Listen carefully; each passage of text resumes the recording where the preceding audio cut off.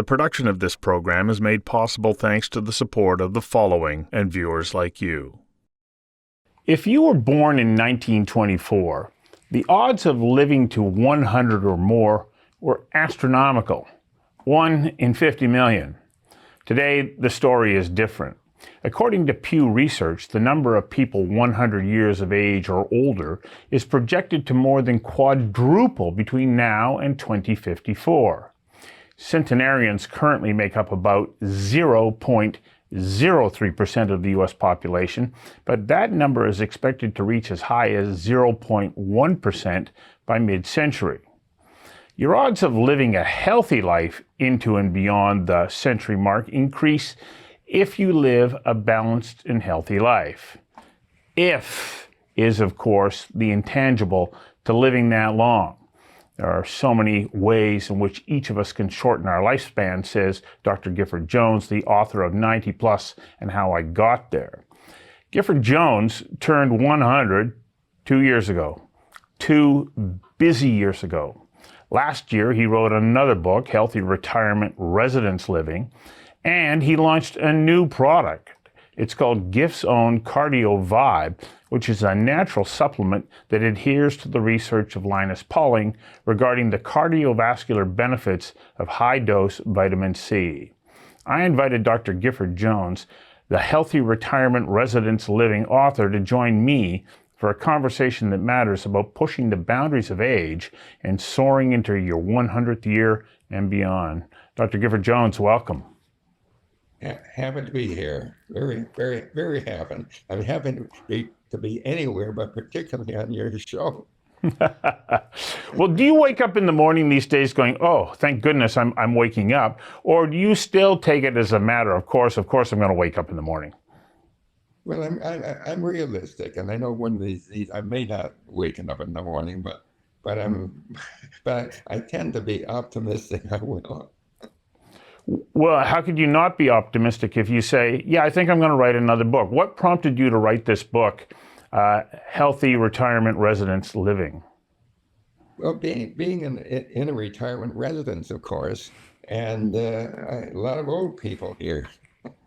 and I must say, I'd rather be in my own home along the Niagara Parkway, or in Toronto in my condo there. But you get to the point where I have to be kind to my wife is 68 years of age, who's been looking after me and cooking for years.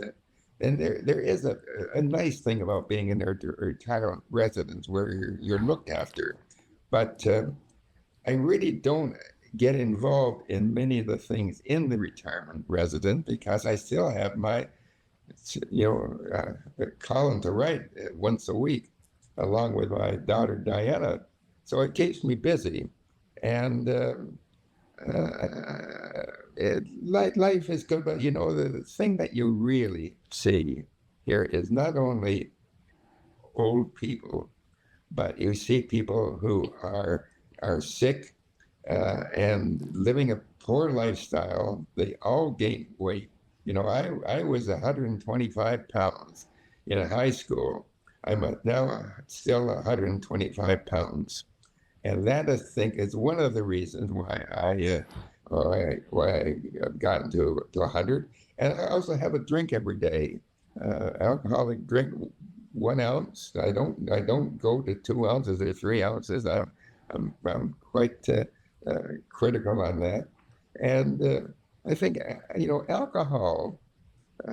When one of the big problems, or rather big items of the book, is where is the bar?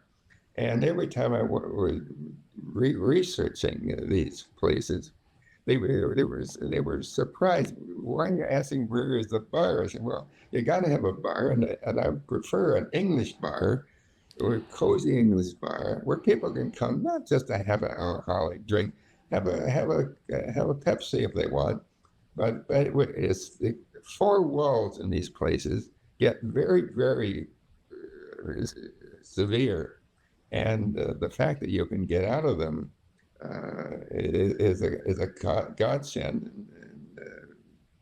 I think I've written in my column repeatedly that every hospital in Canada should have a bar, and the little drink they have in the day would do a hell of a lot more good than all the medicines they're getting on many occasions. So, in your book, Healthy Retirement Residence Living, what are the essential elements that people need to keep in mind? And I think that it's a timely book because the number of people who are moving into long-term residence living, they go into it with really no game plan, no idea of what they need to do to be able to get maximum enjoyment and maximum health out of life. So what are the elements of your book that you say, these are things that you need to pay attention to? Well, this is not a book about the retirement residence per se. It's about medical problems that arise, and it gives tips that the things you can do and shouldn't do. For instance, nearly everybody as they get older in a retirement residence gains weight and it gets constipated. And rather than taking laxatives, I've said to one of the nurses here in the residence, how do you treat constipation? They always come back and say, we give them laxatives. But it's an awful approach. All you have to do is take 2,000 milligrams of vitamin C at bedtime. If that doesn't work in the morning, you take 3,000. And I can tell you, if you take 4,000, it always works. And it's a safe, natural relative and totally safe, less expensive than laxatives. And it should be the first thing that they do. And of course, not all, but many people develop called the sugar belly. You look around the residence here and you wonder, in men, how many months are they pregnant? They can't. Their belly is bulging forward. They can't see their shoes. And they're not exercising. And I keep weights here in my office where I work, or use them every day. And they say I'm the same weight. I don't smoke. I do drink, and I exercise, and I feel good. Yeah, I didn't know I was so damn old. If I didn't know I was so damn old, I feel pretty good. The production of this program is made possible thanks to the support of the following and viewers like you. You know, when I interviewed you about 9 years ago when you had written your book, 90 Plus and How I Got Here, one of the things that you suggested in that book, and I'm wondering whether or not you believe it is of equal importance based on what you've just said, is to weigh yourself every day. Do you still adhere to that as being an important guide? Well, as a matter of fact, I weigh myself twice a day. I get on my scales in the morning and in the evening when I go to bed. And I think, the government is spending a ton of money because of obesity and type 2 diabetes. They really should buy them a scale. It might be cheaper if everyone in Canada was bought a scale by the government. And the government should also start looking at children, young children. I was writing about a column the other day. 10% of young children, the age of 15, are developing fatty, non-alcoholic fatty degeneration of the liver. And that is a crisis sign. The government should really, with the food companies, talk to the food companies and say, why are you adding honey to these breakfast cereals? They should be adding more and more fiber. And it's a real tragedy. Diet is a very important element or component of living a long and healthy life. And you've made reference to sugar, especially refined sugar, a couple of times. How detrimental is a diet that has an excess of refined sugar in it to one's well-being? The average person in Canada devours 15 teaspoons of sugar a day. And that's why they are gaining weight and having not only type 2 diabetes, but obesity produces a hell of a lot of the other situations that affect your health. It, Um, it, yeah, you spoke about the fact that you see people move into residence living and they start to put on weight. What is it about residence living that makes it easier for someone to suddenly start to increase the number of pounds or kilos that they're carrying around? well, it's a lack of exercise, but it's basically, calories do count. People who say calories don't count, they're crazy. I had a woman in my office who said to me, "Would you like to see a picture of me a year ago?" And I said, "Yes." And when I looked at the photo, she was 200 pounds. And looking at her in my office, she was only 100 pounds. I said, how the hell did you do it? That's a massive move. We said, I always wanted to be a jockey, a lifelong ambition to be a jockey. And she bought a scale, a scale. I want to mention that twice. Bought a scale. She bought a calorie book and a pedometer. And scales, scales do not lie. And if you buy a calorie book, you'll find out that if I take two pieces or 2 scoops of ice cream for my evening meal, I've gained 100 calories. And you only need 2,000 calories a day. In fact, living in a retirement residence, you need fewer than 2,000 a day. So you just gotta look at the calorie book and realize all the various ways you can go astray and get obese and get unhealthy. Well, I took your advice. When you interviewed with me last time, I said, I want to be you. And you said, well, you better lose some weight. And I went and bought a scale and I lost 65 pounds. Good for you. Good yeah. for you. And still just sort of gently easing down a little bit. It makes a big difference. So, that's one component. Pardon me? The other thing that people don't realize is not just obesity and diabetes, it's the complications of diabetes. You go blind at 65 years of age. You have kidney failure, heart attacks, and also with that kind of weight and obesity and diabetes, bilateral amputation of the legs. And these things are no fun, and they're costing society one hell of a lot of money. The production of this program is made possible thanks to the support of the following and viewers like you.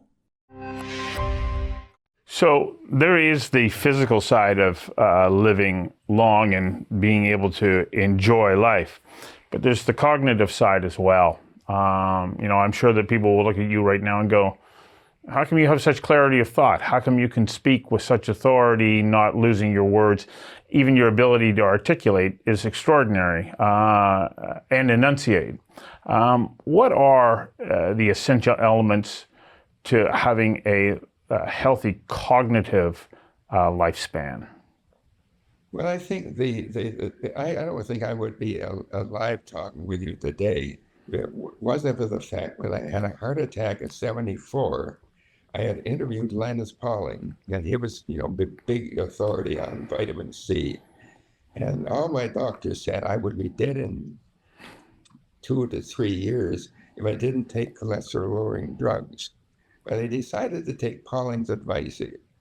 And I've been taking 10,000 milligrams of vitamin C every day. And it's safe, it's inexpensive, gives you I never suffered constipation. And it dilates the arteries, gives your brain more oxygenated blood. And as I say, it's kept me alive. kept me alert. I'm able to write my column, and if I didn't, matter of fact, if I didn't write this column in a retirement home, I would really go bonkers. I just had nothing to do. It would be I'd rather be dead. It would rather be a hell on earth. Well, that speaks to an interesting element of aging well. I've long maintained, even though I'm officially past the retirement age, that I never have any intention of retiring because, as Pablo Casals, in a great piece that he wrote called "To Salute the Life," when he was 92, said the thought of retirement to him meant to begin to die. How important is it that we stay engaged, not only in work but also socially? Well, my advice to all people listening today is, if you don't really have to retire, never, never, never retire. It's a bad thing. You always have to have something to keep your legs moving and your brain working. And the recipe for a lot of sickness is move into a retirement home and do nothing. There can be one benefit of moving into a retirement home, and that is socialization, because there are opportunities to socialize. A woman who had been kind of my surrogate mother, she was my mom's best friend. When she moved into a retirement facility a couple of years ago, she went, "Oh my God, I love it. I'm playing bridge every day. I've expanded the amount of social interactions that I've had." And she had been living on her own for a couple of years since her husband had died. And it was invigorating for her to be in a retirement living situation. Well, some people make more friends in a retirement home than they did in regular life. But I'm not that person. I don't really get involved in all of the activities that go on because I got a column to write 600 words a week, and that isn't easy, writing 600 words. But anyway, we all have our own ways of doing things. I can keep myself quite happy writing my column and having a wife. Luckily, I say, having a wife of 68 years who is still living with me. I think if anything happened to her, I'd take a sailboat to China.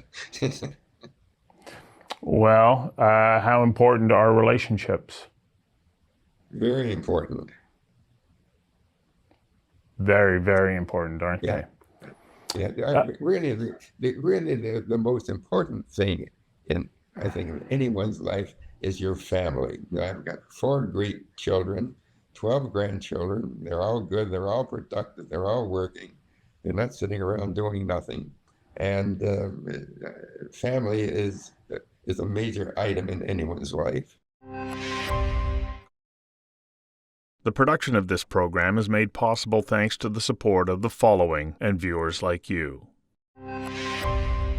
Earlier, you referenced the fact that you have weights and you still lift them. And I remember once reading that light weight resistant training is remarkably good, not only for your muscles, but the muscles then release a type of cortisol that is beneficial to your brain. So having weights and using them regularly throughout the day has been shown to have tremendous benefits, as I understand it. Yes, they certainly do. And the other thing you should point out, if I could show you, my put one fist here and one fist there and press like that.